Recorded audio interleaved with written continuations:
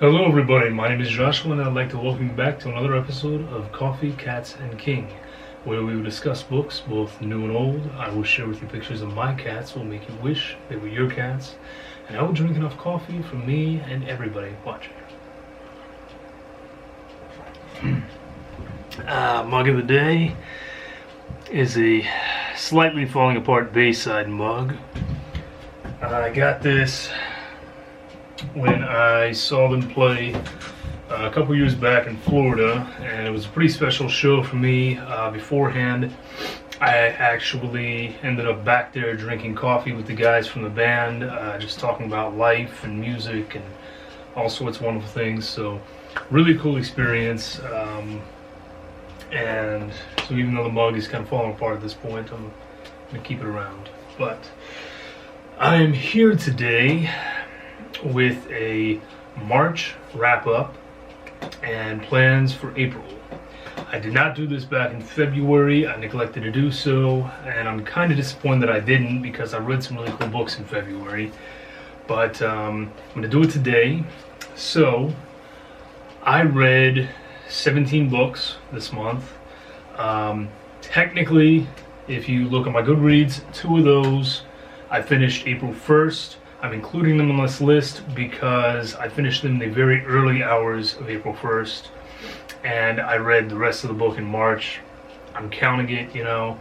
If the book's finished before 3 a.m., it counts for the next month. So, like I said, 17 books this month, and then I just picked 6 books that I would like to get to in the coming month. Without further ado, let's get started. So, first up, first book I finished was The Amazing Mr. Howard by Kenneth Harmon. I ended up giving this book 2 stars. It was an interesting take on a vampire novel. Not the best. It could have been good, but the main issue for me was this weird sexuality throughout the book.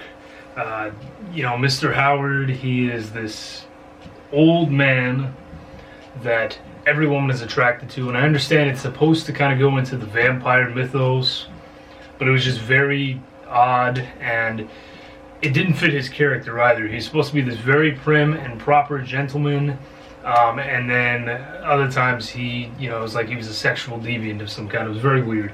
Aside from that, the other main character in the book, this detective, is just an awful, terrible person. He's constantly body shaming his family and putting them down. He physically abuses them, and I just got tired of reading it. He was one of those characters that was so over the top evil that it just became totally unrealistic, you know? So, ended up giving it 2 stars. Wasn't a big fan of it. Next up, I read House of 100 Whispers by Graham Masterton. And Richard, I'm sorry buddy, I know you liked this book.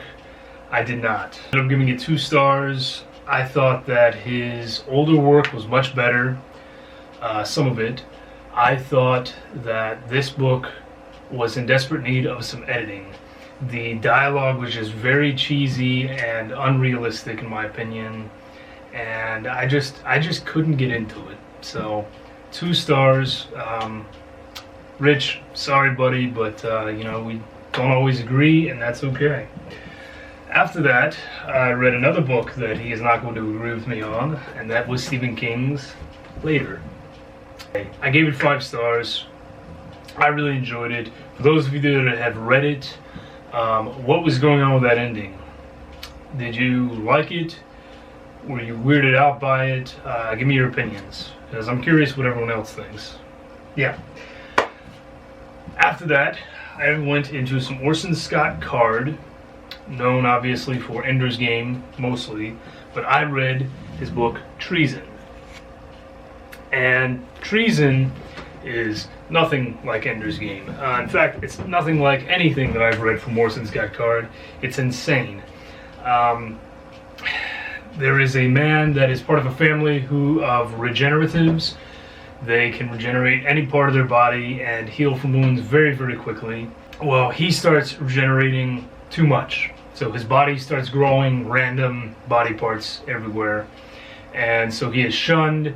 He loses his place in the hierarchy of this world and is sent off on his own on a mission to basically prevent war between a bunch of other tribes.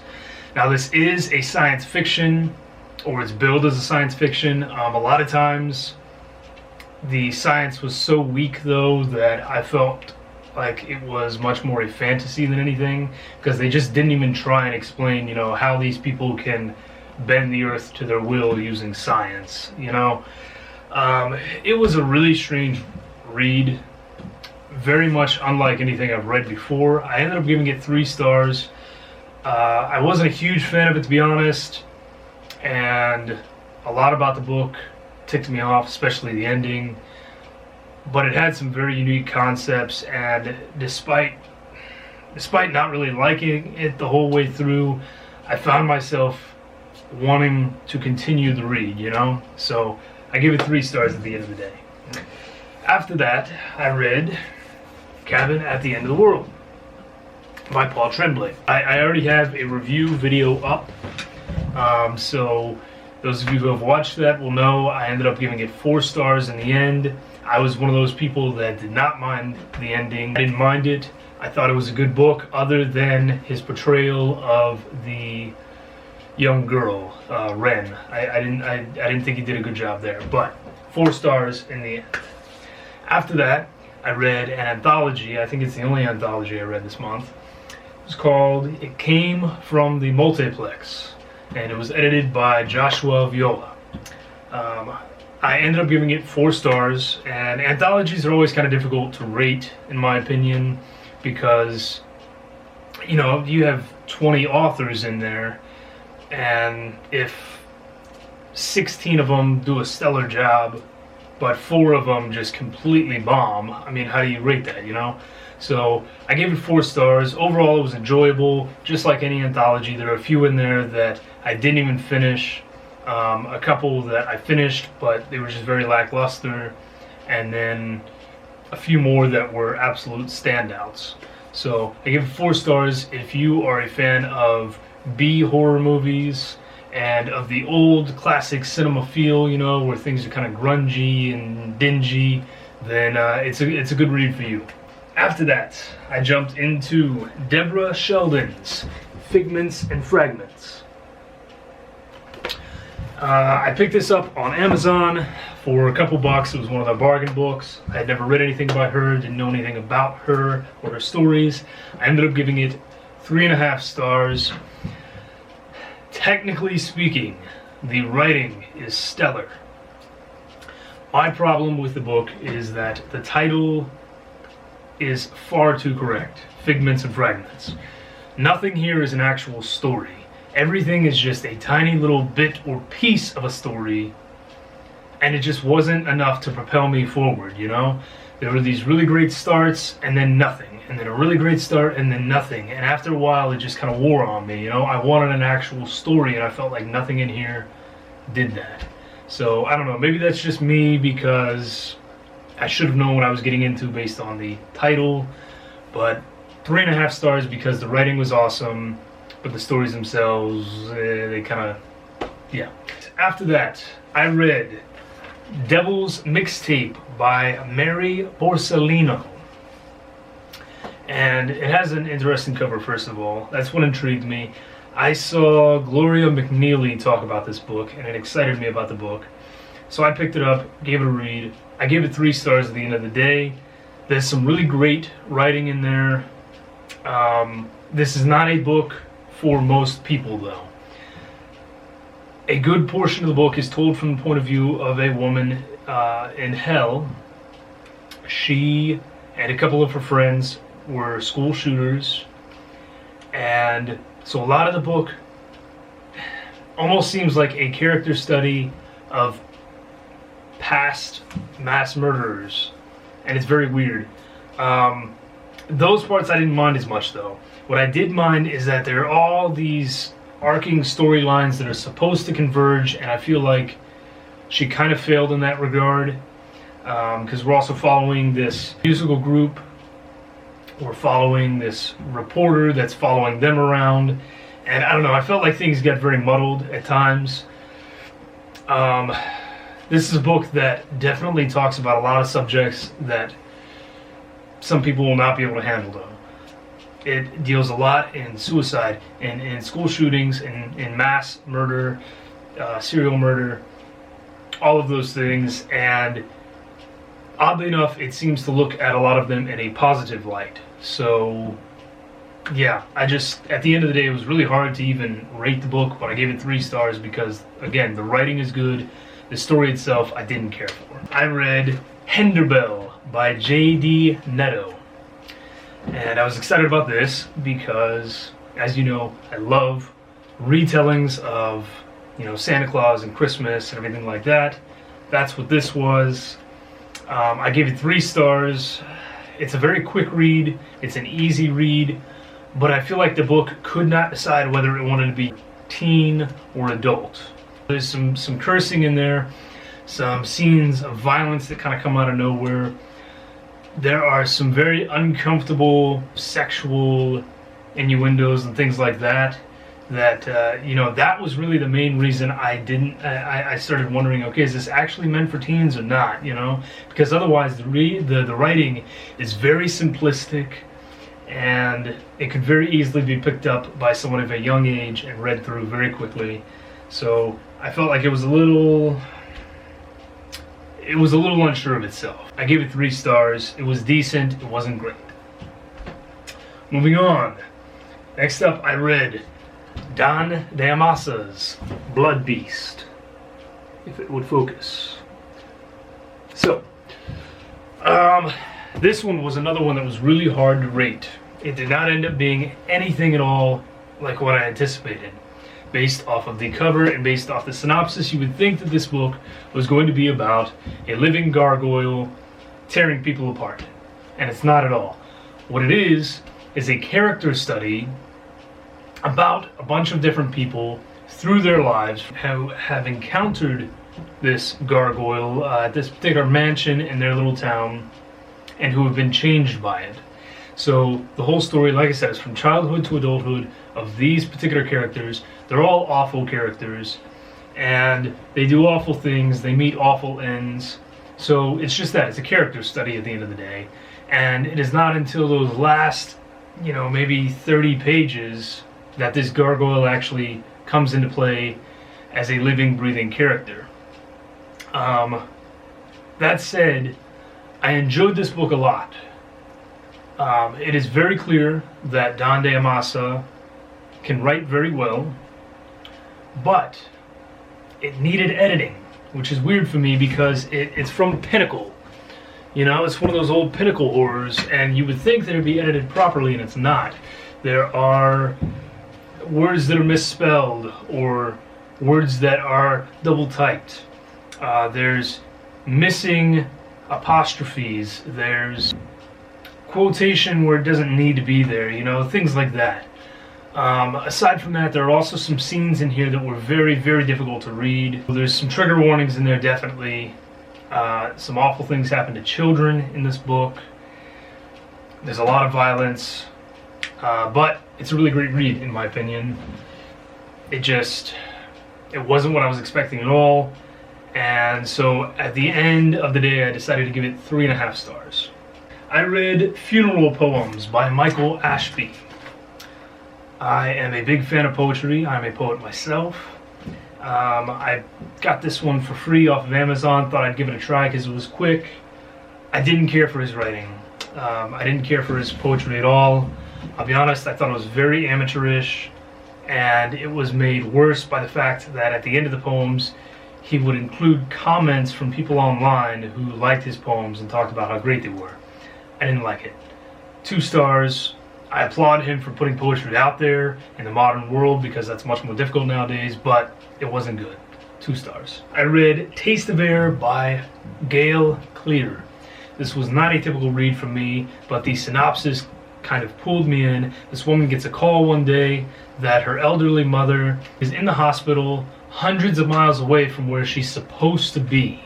She's supposed to be in this nursing home, and as far as her children know, she is still in this nursing home. So it's this big mystery on how did she get there, what is going on, what happened to her, because she's now in this coma. And basically the daughter gets there and finds out that her mom has been living this double life this whole time.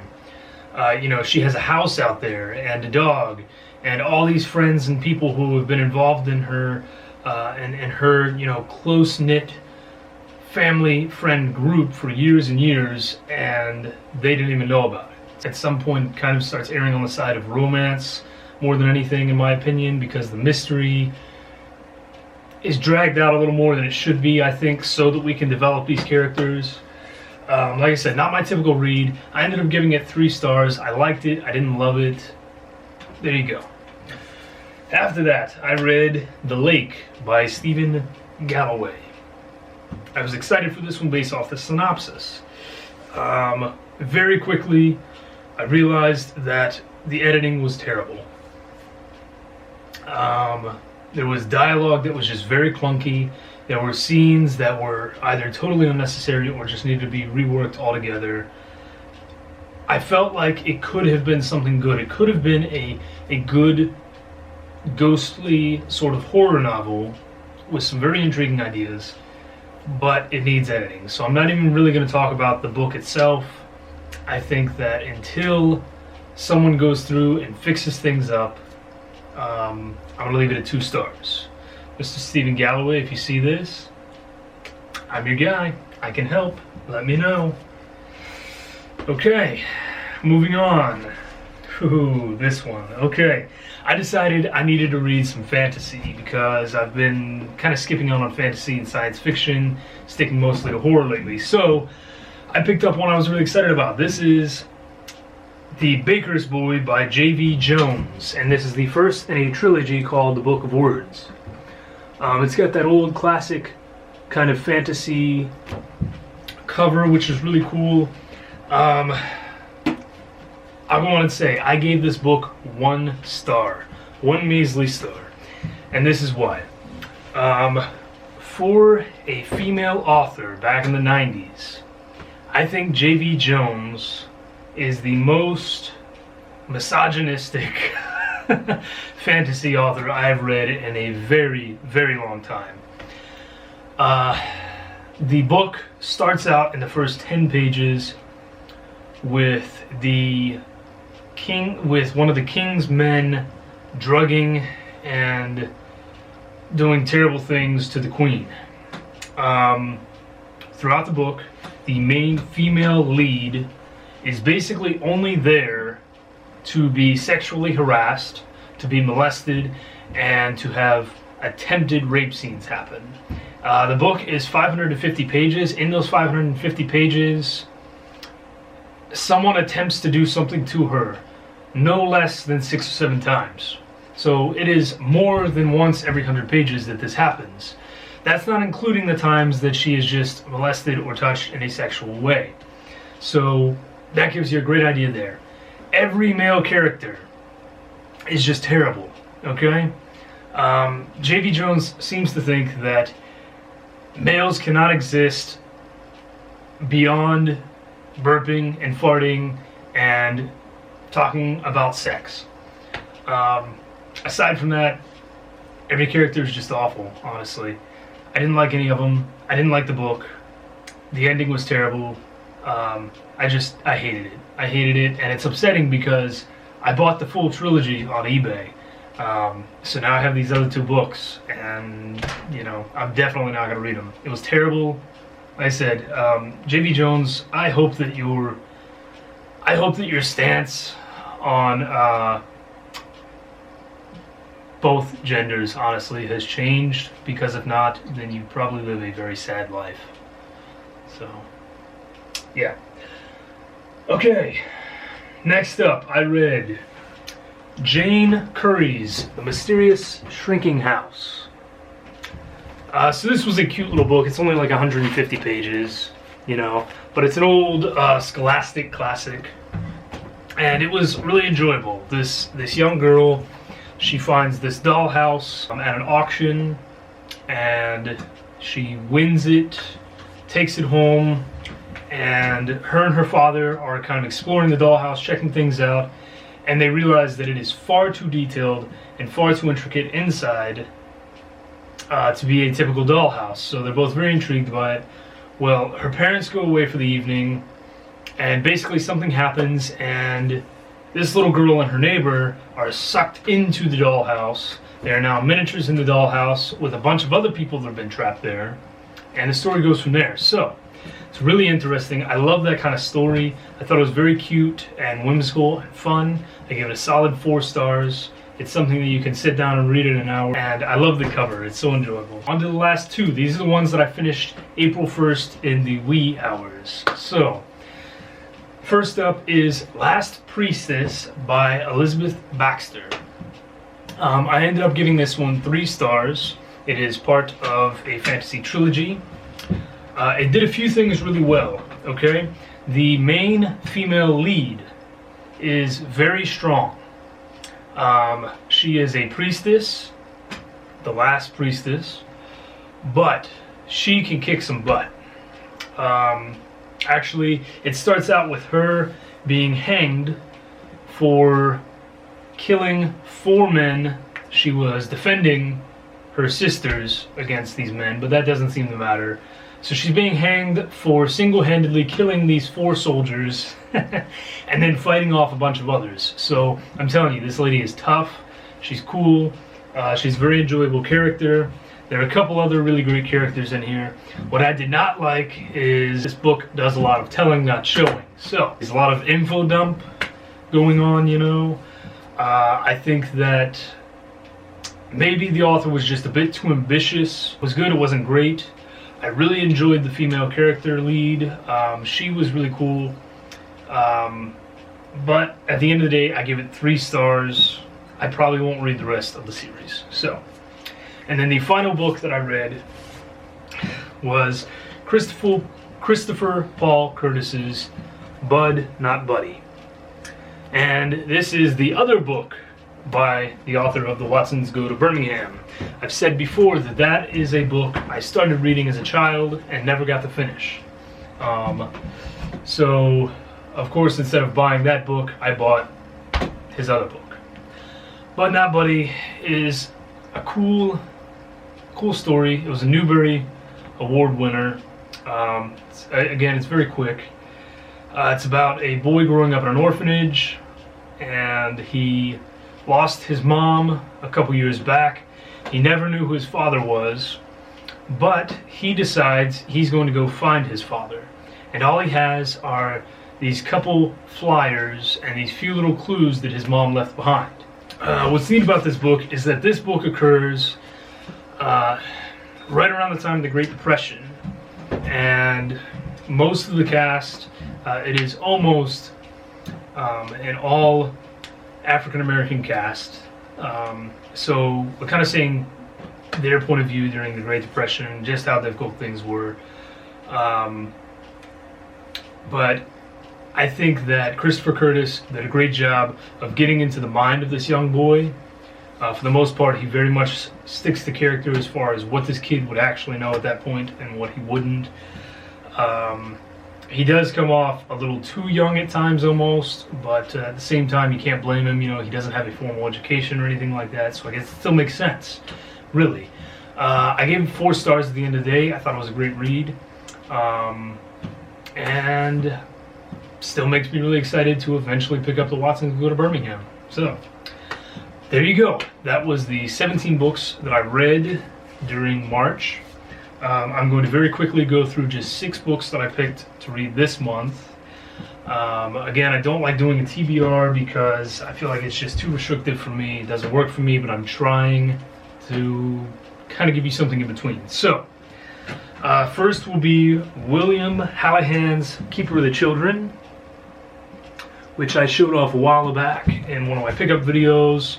I read the first 20 pages this morning. I'm really excited about that one. I still want to make the jump into science fiction and fantasy some more because I really do enjoy those genres. I've just been on this, horror kick lately. So I needed some fantasy though that was not going to disappoint me. So I grabbed a book by an author that has never disappointed me. So this is Mercedes Lackey, Magic's Pawn.